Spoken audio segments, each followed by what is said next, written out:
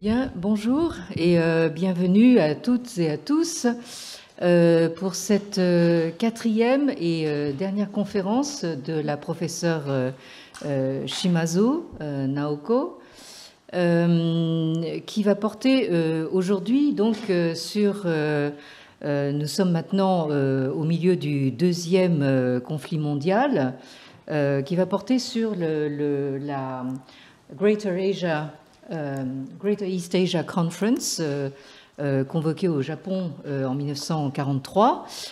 Donc je rappelle que la professeure Shimazu a commencé par la guerre russo-japonaise de 1904-1905, et donc nous traversons donc la première moitié du siècle dernier, du XXe siècle.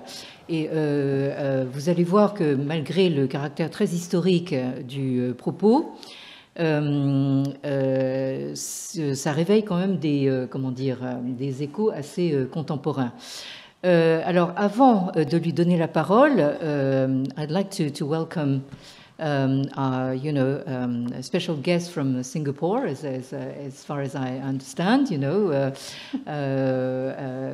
and you're more than welcome because, as you might know, Professor Shimazu has been teaching in at Yale NUS Singapore, for some years, and we also have a colleague from Singapore, Andrew Hui, well, Singapore is very much represented here today.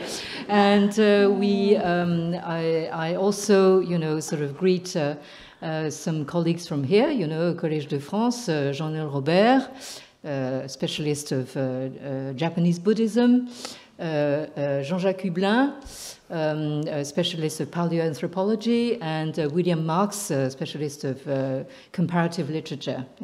So, yeah. So, well, and also I have to perform a little ritual that we have at Collège de France for guest lecturers who are brave enough to give 4 lectures, over a whole month. And they have a right to keep a souvenir, from the Collège de France, which is... Thank you. Thank you. Merci beaucoup. Oh, wow. Thank you so much. Yeah. So, now, so... Okay, yes. Yeah. Well, thank you very, very much, Professor Cheng. And it's already the 4th and the final lecture, and I know that some of you have come to almost every one of them, and I'm very grateful, and I hope that the last lecture will not disappoint.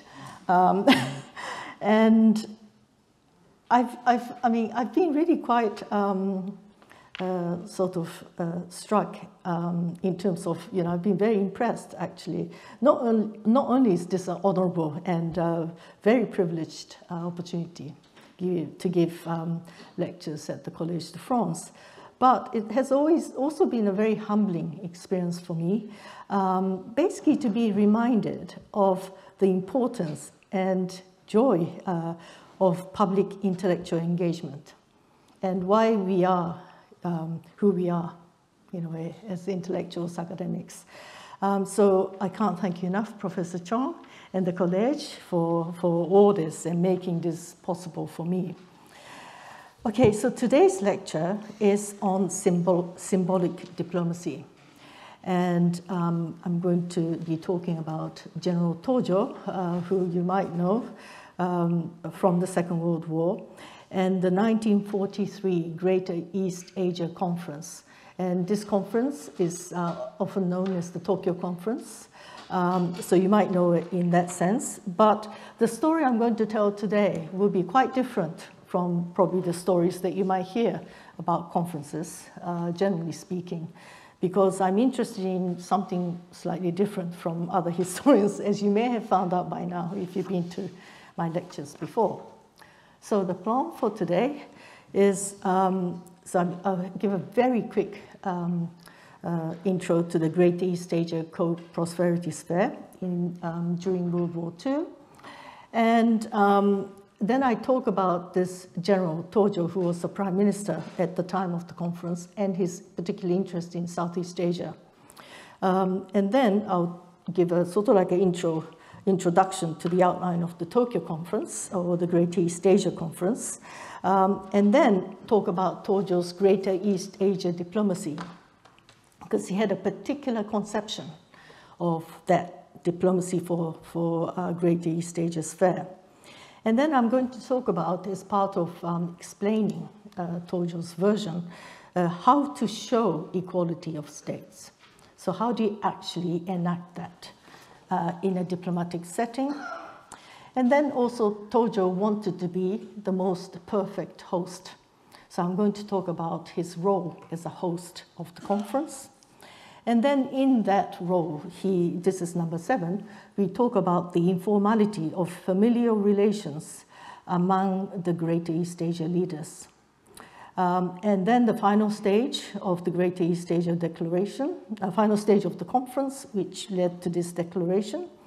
And then the staging and enacting Japan's vision of Asia as a sort of concluding remarks. Right, so very quickly, so Greater East Asia co-prosperity sphere involved a rapid expansion of Japanese empire in what is known as the southern region. So previously, Japan actually had a East Asia, new East Asian order that was declared in 1938. So this is sort of like the version that includes the Southeast Asia, as well as Japanese empire and the Manchukuo, and the Japanese-controlled regime in one part of China, which was called the Nanjing Regime.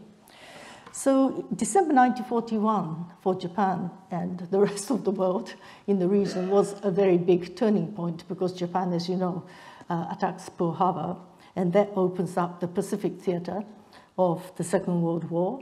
And then at the same time, Japan planned an invasion into Southeast Asia.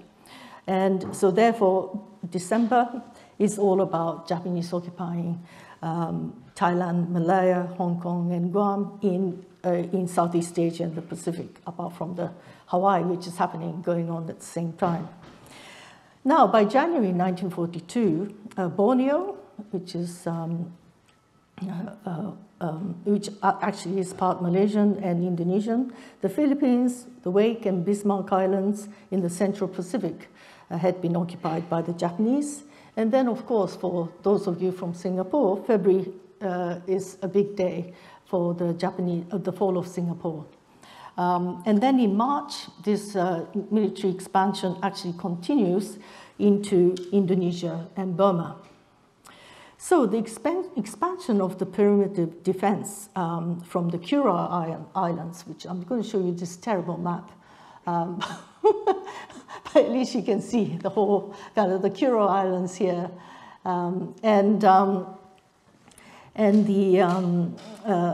to the Marshall Islands in the Central Pacific, and of course to Timor, Java, Sumatra, Malaya to Burma. So the Japanese kind of perimeter defense really expands very rapidly in about 100 days. Now, of course, this Greater East Asia co-prosperity sphere had as its main jargon or main slogan, which was liberating Asia from the yoke of Western imperialism. The southward advance, as it's called, going into Southeast Asia, was initially basically to secure war material and natural resources to continue the war effort, because Japan was getting very stuck in China. So there had been a stalemate in China for a few years, and the war had to be somehow regalvanized, and Japan at this time obviously was hoping to win. Now, there were different patterns of collaboration that happened in the Southeast Asian region. And first one is actually the joint rule with the former colonial regime, which was in the French Indochina. And then there was an allied relationship which had been signed through treaty with an independent state, and Thailand represented that sort of category of collaborationist regimes with Japan. And then thirdly, there was the direct military occupation by the Japanese forces in Burma, Philippines, Malaya, and the Dutch East Indies. Okay, so let us talk about this Tōjō. So he was Prime Minister in general, and he was Prime Minister of Japan from October 1941 to July 1944.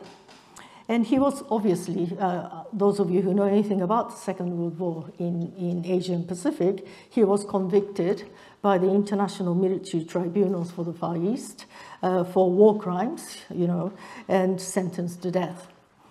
Now, we are looking at Tōjō in 1943, or going back slightly further, 1941, 42, 43. So he had a major interest in Southeast Asia, and he was the first head of the Japanese government ever to visit the region. And in 1942, he created this new ministry, government ministry, called the Greater East Asia Ministry, which had a mandate to cover this big coal prosperity sphere. And then he visited Manila in May 1943, and in early July 1943, he went to Bangkok, Singapore, and what used to be Dutch East Indies, but East Indies.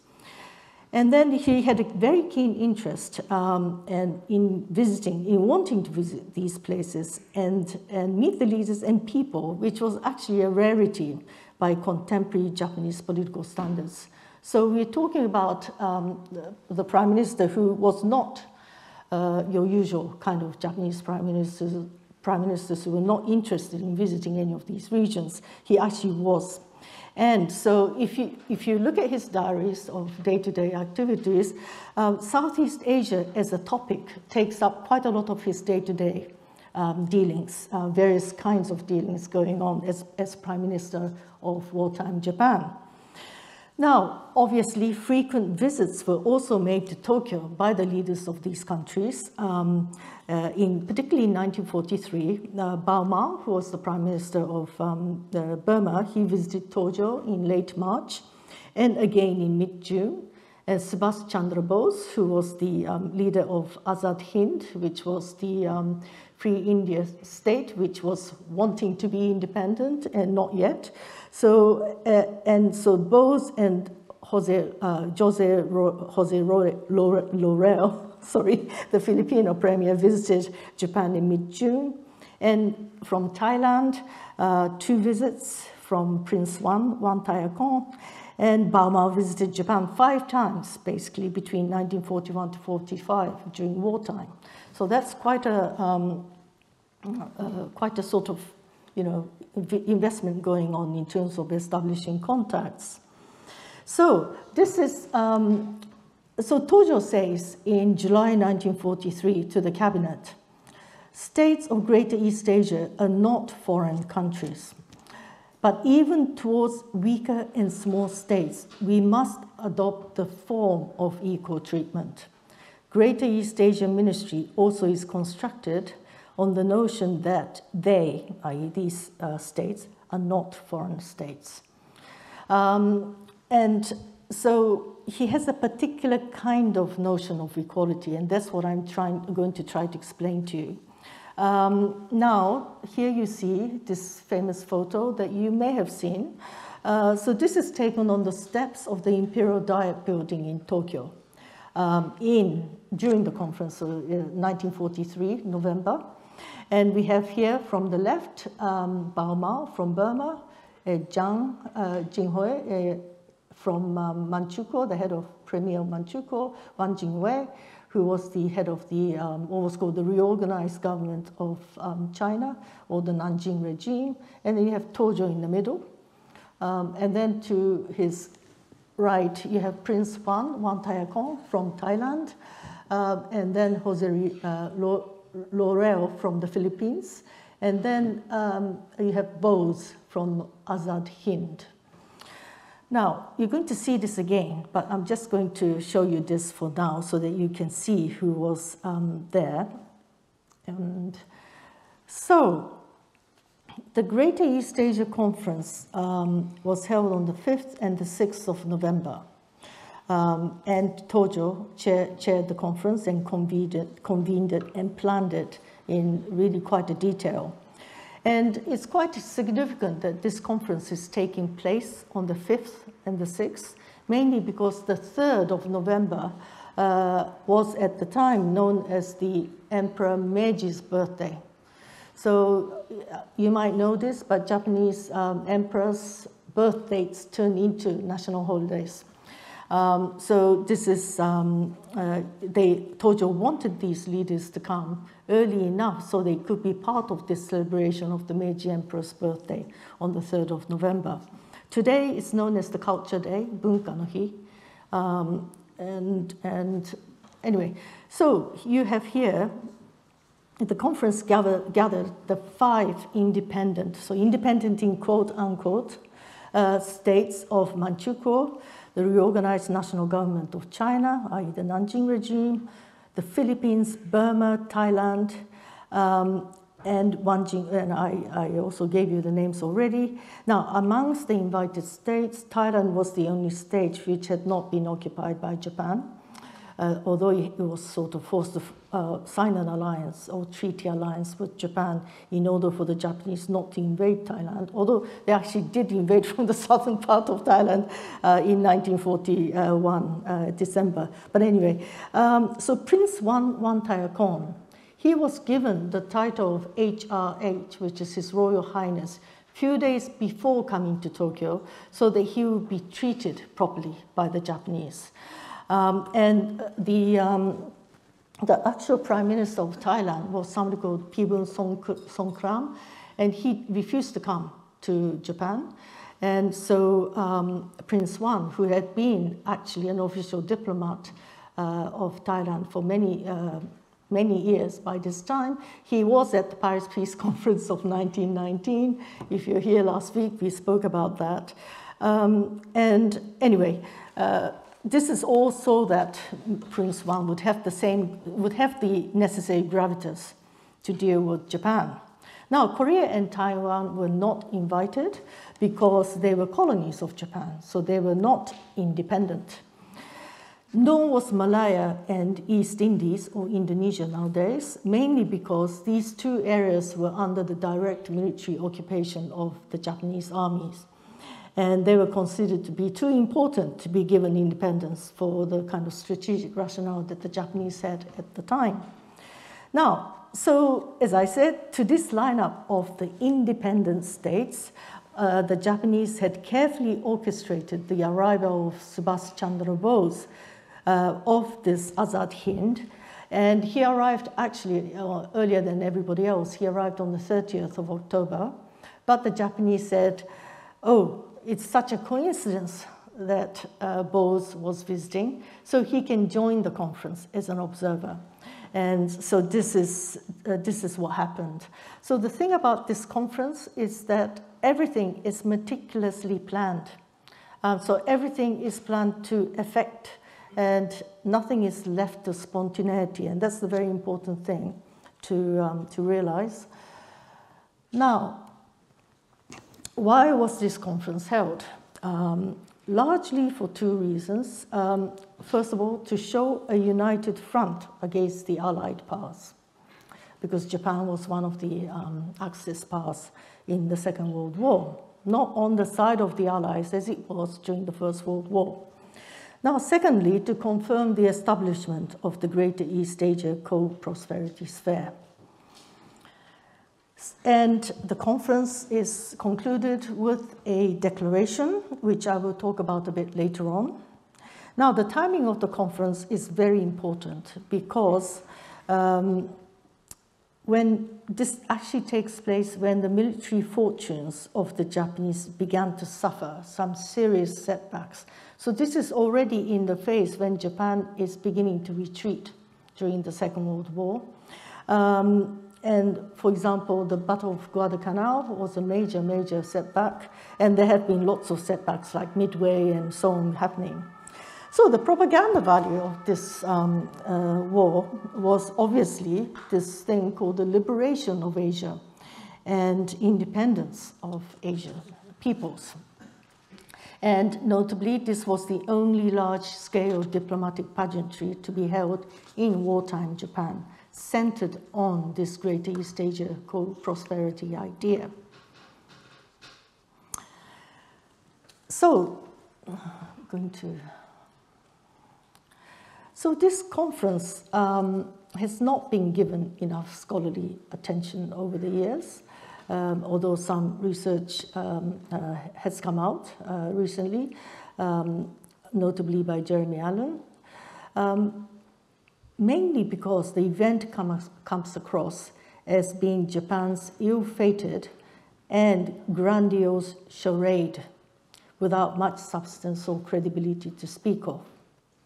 So my question to this kind of historiography was, but why did Tōjō do it if it was so obviously a charade?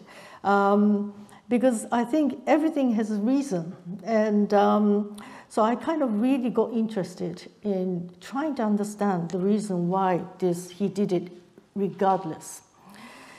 So for Tōjō in Japan, this conference was symbolically important.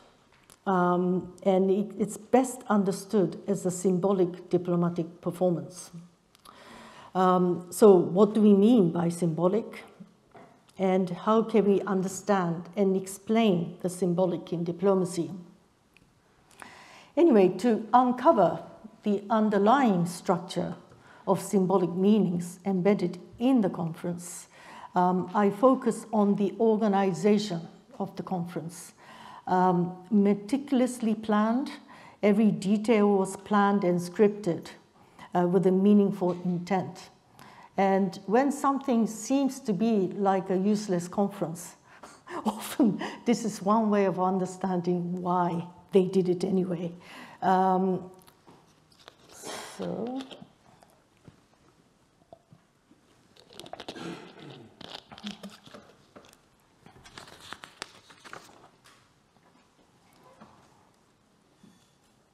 Now, I tried my hand at doing diagrams, and this is the diagram that explains Tōjō's Greater East Asia diplomacy.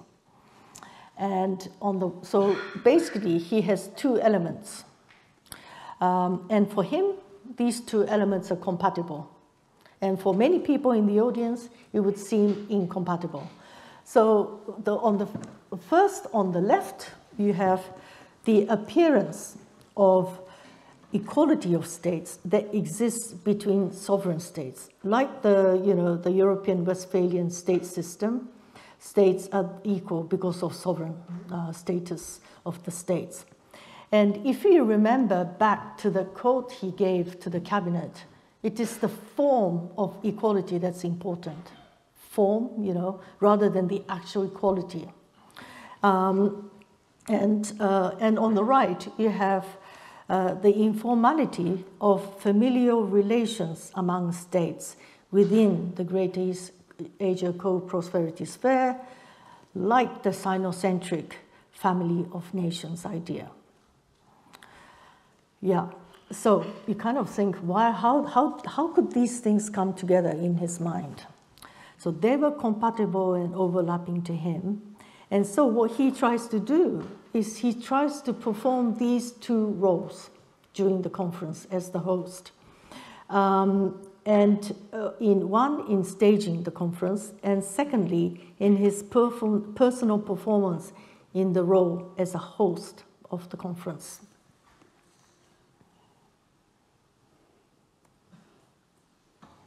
Right, so how do you demonstrate this? So in the Greater East Asia co-prosperity sphere, nominally speaking, Japan is one of the states, yet it is the leading state. So it's this principle of primus inter pares. If you do international relations or politics, you probably have come across this word.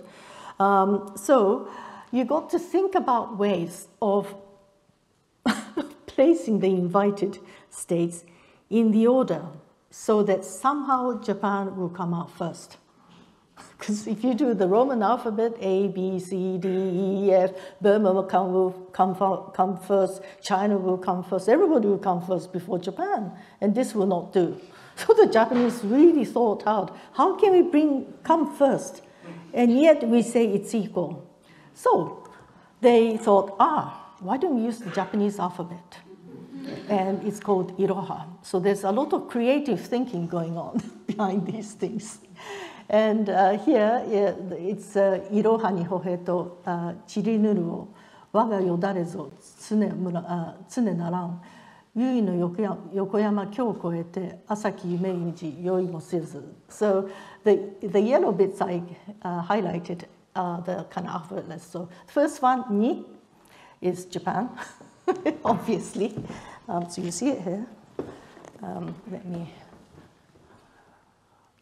Yes, so this is ni, Nippon, Japan. Chi, Chugoku, Zhongguo, China.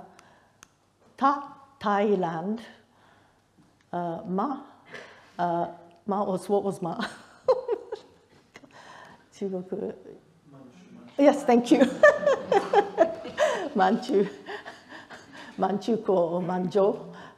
And who is Philippines, and he is Burma, Biruma.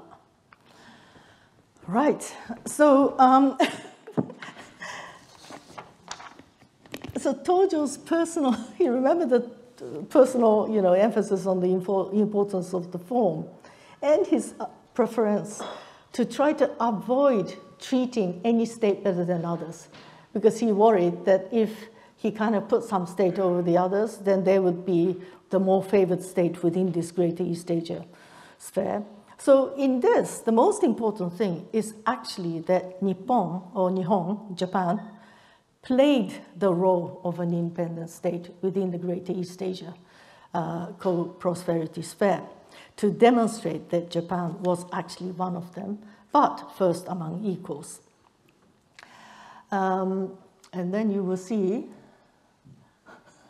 in the lining of the states. So you see Tōjō, ni, right? And I think chi, ta, ma, Manchukuo, Philippines, and Burma. Now, the Burmese premier complained that he became, or Burma became independent before the Philippines by a few months. So why was he placed last? And then he said, he was told, well, it's just too bad, it's the order of the alphabet. Okay, and there are other examples I'm going to show you. This is the seating of the conference room in the Imperial Diet building. And number 1 is Tōjō, and number 3 is China, Wan Jingwei. And this is one Tayakon of Thailand. And so the order goes like that, right? And then you've got each delegate sitting behind with the other delegates. And then the most interesting thing, I got to actually do more research on this because it's kind of bothering me in a nice way. Why are the bonsais so prominent? Maybe somebody in the audience knows, can tell me about this. But bonsais are very important in this setup. And I still don't really understand why. Anyway, and then we go, you will see this in person. You will see Tōjō at the head, and China, Thailand, Manchukuo, Philippines, Burma, and Azad Hind at the bottom. And you see the black shadow behind Tōjō, that's the bonsai in the room. And then this is the floor plan of the building. And you will see here also, it's all planned like this whole entire conference. So this is the courtyard, and this is the budget committee room where the conference took place. Now, these are the waiting rooms where these delegations waited until they were. So this is the first: China, Thailand, Manchukuo, Philippines, Burma, Azad Hind. And it says here that the Japanese delegation were given rooms in the basement underneath. I know you're getting sick and tired of these photos, but there's another one with a similar kind of order lining up. Okay, so this obviously was a very important way of showing equality, you see, and yet Japan, ta-da, comes up first. Now, sorry, I'm going to talk about the equality of states, or actually more like equality in terms of the importance of these states, was shown through the imperial audience, which Tōjō had spent a lot of time organizing. And they were invited as independent states to the imperial palace and given the highest honor of a 3-hour visit to the palace. And this is extremely long by the standards of palace visits. So on the 4th of November, there was a cavalcade of Buick American automobiles, mainly because the Japanese did not have a big enough made-in-Japan car by this time. And it went through the streets of Tokyo amid the flag-waving pupils and onlookers and disappeared into one of the gates of the palace.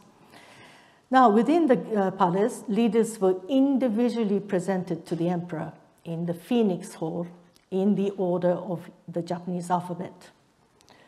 And then the lunch was held in another room without the emperor, but with Prince Takamatsu, the Grand Chamberlain Kido, the Imperial Household Minister Matsudaira, Great East Asia Minister Aoki, Foreign Minister Shigemitsu, and Tōjō himself with the leaders.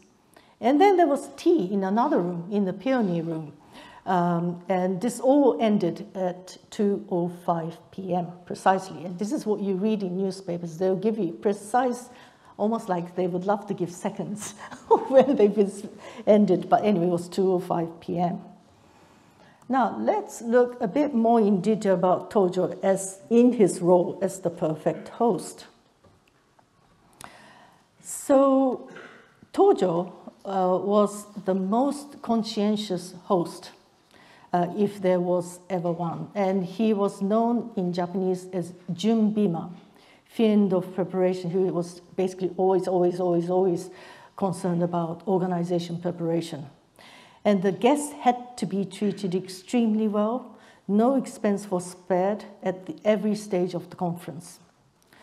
So he held this deeply held conviction that the Japanese had to take particular care not to let the smaller states lose face. Now, this meant that he personally inspected absolutely everything to ensure that everything satisfied his very exacting standards. Now, there's a word in Japanese called kikubari, and this is considered to be a virtue, in Japanese. And so this attentiveness, kikubari, was a critical component of Tōjō's performance. He kind of had to show this through action. And it enabled him to serve this dual purpose of the equal treatment of the states and the familial treatment of these countries. And also, if you think about it, it guarantees his position as the protagonist of the show. Now, one of the ways in which he tried to show his concern was the accommodation for our guests.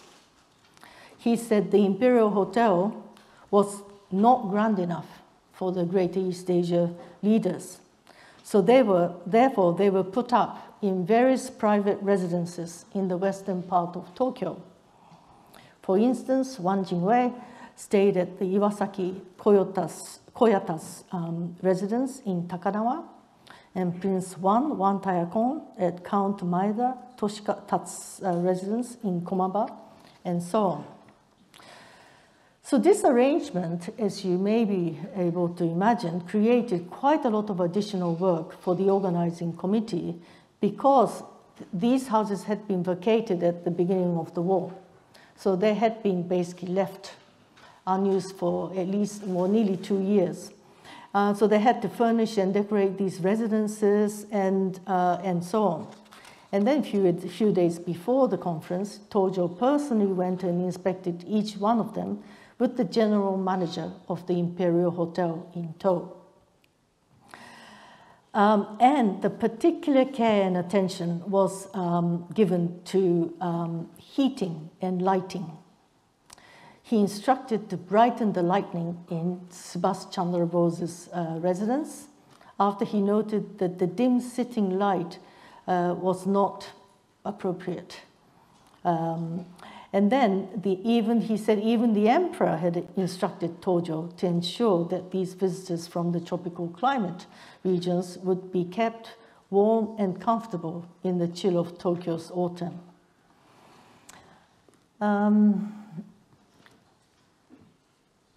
Now, he made individual enquiries about accommodation and heating when these guests arrived. And he would say something like, "A few days ago, I made an inspection of your accommodation, but if there's anything that's wanting, please do not hesitate to let me know." Or something like, "It is so cold in Japan, so please take good care of your health and do not catch cold." It's like your mother speaking to you, you know. So evidently for Tōjō, this show of what may seem like an excessive amount of personal attentiveness for the health and well-being of the delegates was a way of demonstrating his brotherly love to them, maybe more like a parental love. At the same time, he also indicated that they were given the very best treatment by the Japanese host as equal partners, at least metaphorically speaking. So certainly Tōjō had considered this demonstration of personal attentiveness as symbolically important in conveying this sense of right, equality, and the familial relationship. But it may be worth considering that this level of attentiveness may be sort of Asian in cultural practice and expectation of hospitality. And I say this is something that I kind of thought about quite recently, because when I was living in UK, when I read these documents a long time ago, I thought Tōjō was almost creepy in the way he kind of kept on asking about well-being and all this. But now that I live in Japan, I know it's normal now. So that's why I thought, I don't know, maybe it's a Japanese thing, or maybe it's an Asian thing, you know. Yeah. And then the next thing is about diplomatic gifts.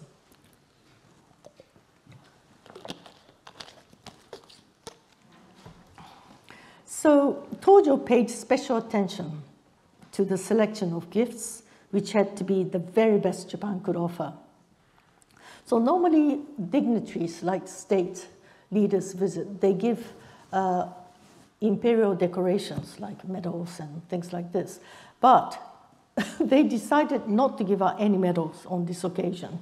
So Tōjō made extra effort to acquire special dispensation from the Imperial Household Agency to bestow imperial ducks from the imperial hunting grounds as special gifts from the emperor.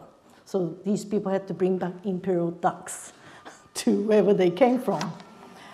And then general gifts were made of the Nihonga style, or Japanese kind of painting style, watercolors by the foremost painters of the day, such as Yokoyama Taikan, who is still a very famous Nihonga painter who died obviously a long time ago, but Wang Jingwei, who was the head of the reorganized national government of China, got Yokoyama Taikan's painting, and everybody else was given really quite significant paintings from famous painters.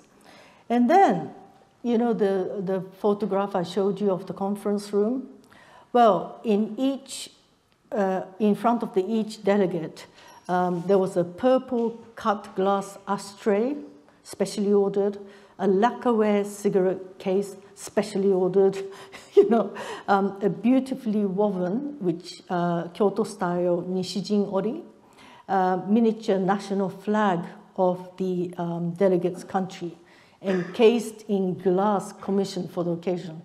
So these guests were all chosen by Tōjō. Now, at the Imperial Palace luncheon, remember, when they first arrived, they served very fine wine. And so Subhas Chandra Bose commented on how fine the wine was.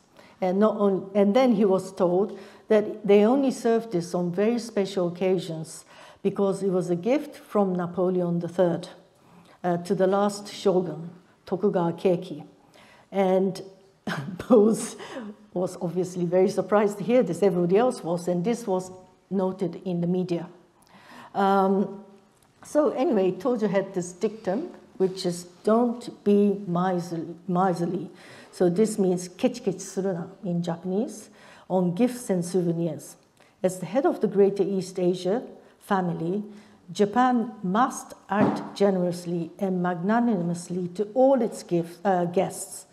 Utmost importance to facilitate relationship building with these Asian leaders, but also on a larger level as a reflection of the relationship between Japan and the other states within the co-prosperity sphere.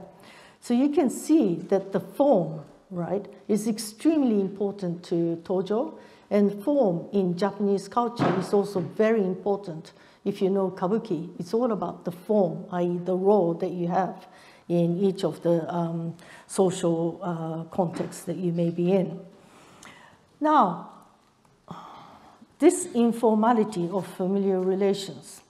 So Tōjō preferred to think, or preferred way of explaining disagreements between Japan and the Great East Asia countries as though they were like squabbles between husband and wife, fufu genka, or squabbles between older brother and younger brother, kyōdai genka, or squabbles between older brother and, or oya no kokoro ko shirazu. The child does not understand the feelings of the parent, you see. And so in every instance, what you notice is that the relationship was not one of equals, because the relationship between the husband and wife were not considered to be equal at the time. And it was a hierarchical relationship. So Tōjō always played the stronger figure, the father figure, the older brother figure, the husband figure, or what have you.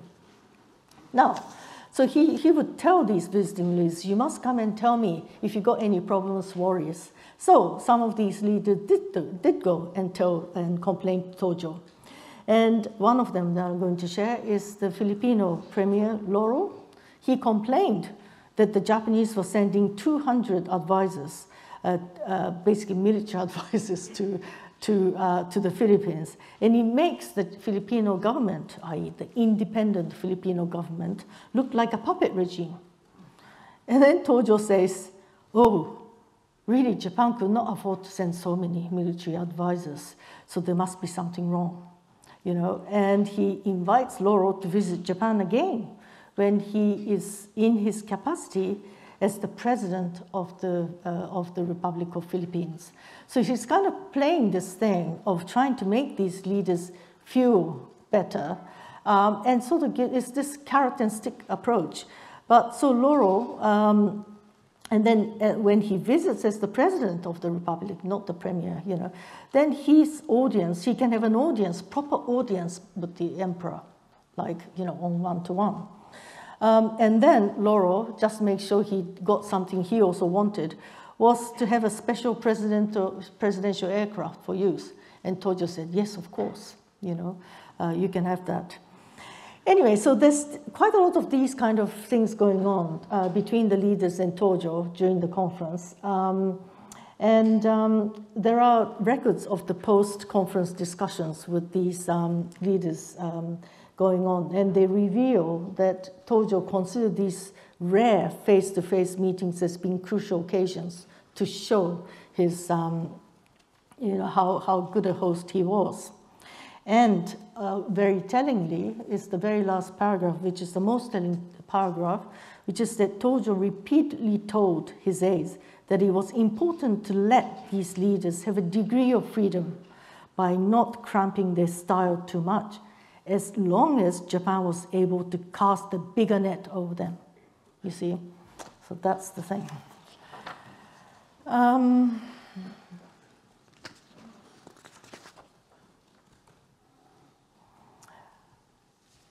Okay.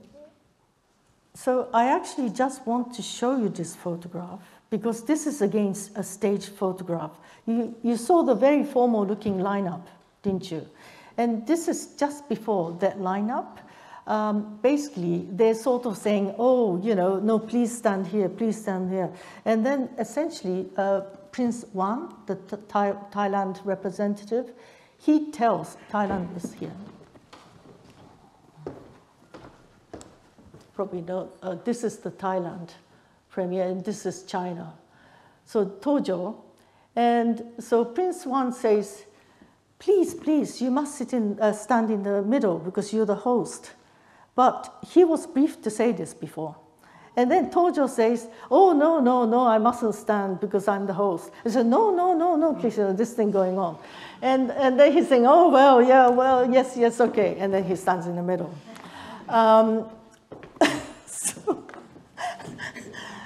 So anyway, this is why I want to show you this, because it's really quite... and then, sorry, this Prince Wan plays a very important role, actually, because he's the only kind of real independent state in the conference. And so he had been briefed before the beginning of the conference, you know, when they're sitting in that room, to basically stand up and nominate Tōjō as the chairman of the conference. Because Tōjō couldn't, so there's all this thing going on that Tōjō could not say, okay, I'm the host, I'm the chairman of this conference. No, no, no, you know. Prince Wan had to do this job, and so he does it very well, as you can imagine.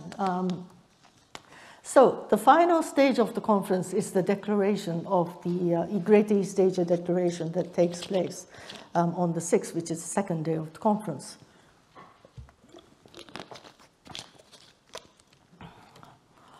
So how the conference ended sort of enables us to see the highly choreographed performance given especially by some of the leaders present. So at 10 o'clock, you know, they have a discussion of the joint declaration, which had been prepared by the Japanese beforehand. And they were to agree on the final draft of the joint declaration. And at the point of declaring, instead of like voting, right, you put your hand up to vote, what the Japanese asked the delegates to do was to stand up to show their agreement. So, you know, you'd be like standing up like this. Yes, I agree to this declaration. And then this declaration gets adopted at 12:55 p.m. Now, at this point, Ba Maw, who I'm going to show you this one because this is what's happening. Ba Maw, who is the Burmese prime minister, so he's actually standing here. He stands up and says that he would like to make a special plea to support the full independence of India, Azad Hind. To which Tōjō promised to bequeath the Andaman and Nicobar Islands to Azad Hind in the near future. And then one of the major Japanese newspapers reported that Bose, Subhas Chandra Bose, here at the end here, this person here, was in tears with gratitude. Now, then Tōjō ceremoniously walks around the conference room and shakes the hands of individual leaders, as you can see. And this concludes the conference at 3:17 p.m. I still don't really understand why it took so long to get to this point from 12:55 p.m. to 3:07 p.m. But maybe I have to, there must be something happening that I have to find out. Okay, so for Tōjō, the success of this conference was critical for underwriting his vision of the co-prosperity sphere, which included the controversial establishment of the Greater East Asia Ministry, because there was already foreign ministry, right? But foreign ministry was going to be doing what Tōjō called pure diplomacy. So diplomacy with states which are really independent. And Greater East Asia Ministry was going to deal with the Greater East Asia co-prosperity sphere. Now, so in that sense, you can say that the conference was, in some sense, make or break of Tōjō's Greater East Asia project, at least in the symbolic sense. And this is part of a big reason why he went to a considerable length to ensure its success. Right, so to conclude, I'm trying to conclude a bit sooner today. So staging and enacting Japan's vision of Asia. So one way of thinking about this conference is actually to think about the form and the shape it took place, mainly because, as we found out, form was really important to the success of the conference as far as Tōjō was concerned, right? So if you think like that, then you can say that the conference represented the most up-to-date formation of what Asia looked like to the people of the time. And this is done through the collective bodily or physical presence of the leaders.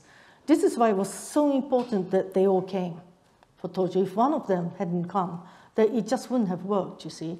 And so the problem with Thailand, that Pibun Songkram didn't want to come. And they really had to work hard on having somebody come, and Prince Van Okshay came. So now you could actually have all the states there in presence. And so this was a visualization of an alternative and a definitive form to what Asia represented at this key historical juncture. And of course, this kind of falls through very quickly.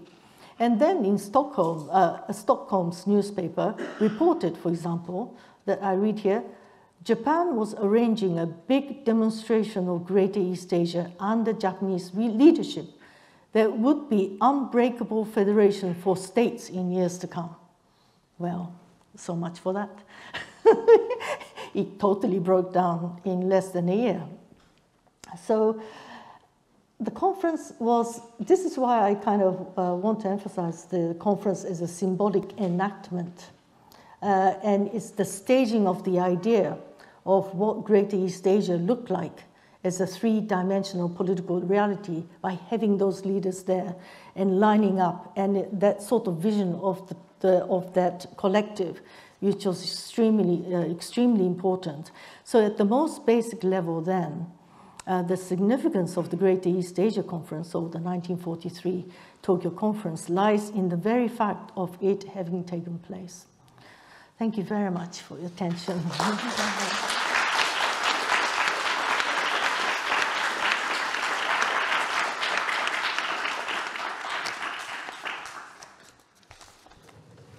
Well, thank you, Professor Shimazu, for this. Well, I mean, again, a very personal and quite original way of presenting, sort of big events, you see, historical events, you see. You started by delving into diaries of Japanese soldiers, you see, sent to the front line in 1904, and here you give us a sort of very detailed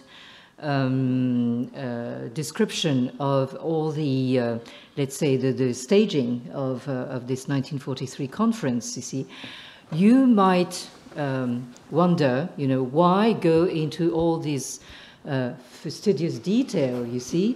Actually, well, not only, I mean, did you underline the importance of form, you see, in Japanese culture, so, this all looks like kabuki, but it's sort of, as I said before, sort of rings, very contemporary bells, you see, because you insisted on the state of Asia, you see, back in the 1940s, you see, under the Japanese leadership, and so you have this alignment of Japan, you see, occupied China, and then you have the Philippines, Burma, Thailand, and India on the side, okay?